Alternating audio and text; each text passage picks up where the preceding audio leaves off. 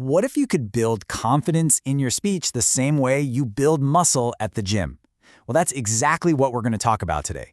We're breaking down a framework that treats speaking like a skill you can train, one rep at a time. So let's start with a really basic question. How do you build a muscle? I mean, seriously, think about it for a second. The answer is the key to this whole thing. Yep, you get your reps in. It's really that simple. Consistency is what builds strength. And we're going to take that exact same idea and apply it to speaking. It's all about practice, not perfection. Okay, so this brings us to the most important part, really, the mindset shift. Before we even think about the how, we've got to totally change what we think a successful rep even means for speaking. And this is where we kind of flip the script. A successful rep, it's not about being perfectly fluent. No way. It's about feeling that block coming on, and instead of shying away, you actually move through it. The win isn't saying it perfectly. The win is the attempt itself. That moment you feel your breath and your voice pushing forward, that right there is a successful rep. So, where do we begin? We're going to start on the very first rung of the practice ladder. It's a super low-stakes, quick phone call you can make right from your own home. Okay, here's your first challenge. It's simple. You're just going to call a movie theater. The best part? You're in a totally safe space, your own home. All we're trying to do here is work through some of those words that can be tricky, like specific times or movie titles. And look, we've even got the script for you right here. You don't have to think about what to say. The only goal is to get that rep in. And hey, if you feel a block, just remember that mindset shift we talked about. Stay with it, feel the sound, and move through it. You can totally do this. All right, you've done rung one. Let's step it up to the next level. This next exercise is a little more involved. It's designed to keep you on the line, in the conversation, just a little bit longer. So, for this one, you're going to call your local library. You're still at home, so it's a safe zone. But this time, the goal's a little different. It's about gathering information. That means you're not just talking, you're listening, and maybe even asking a follow-up question. See, we're extending the interaction. And again, here's a script to kick things off. See how these questions naturally lead to a more detailed answer?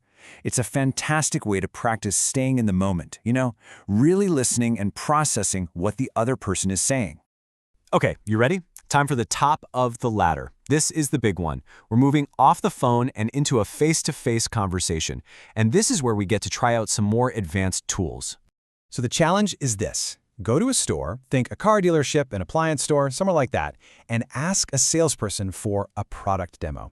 Now, being in person changes the whole dynamic, right? The goal is to handle a longer kind of technical chat and to test out a really powerful technique we call advertising.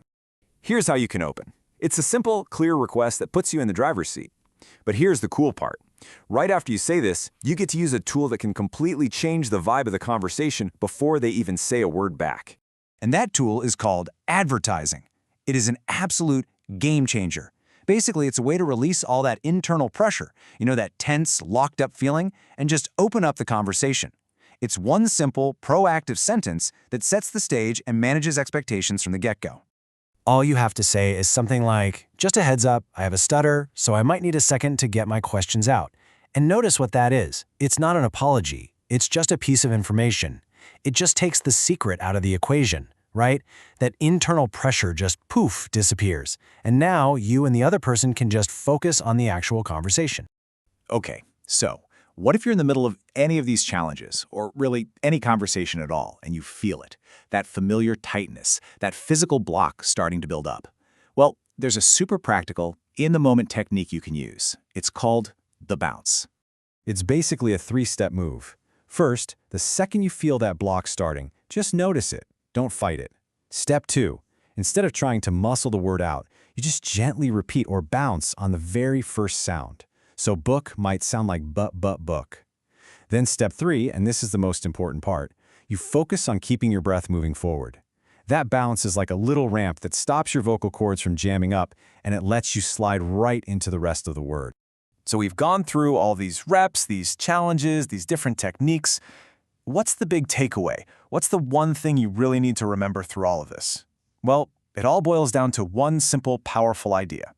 And that idea is captured perfectly in this quote from Brian Tracy. Communication is a skill that you can learn. It's like riding a bicycle or typing. Think about that. It's not some magic talent you either have or you don't. It's a skill, and if you're willing to work at it, you can get better, and that can change literally every part of your life.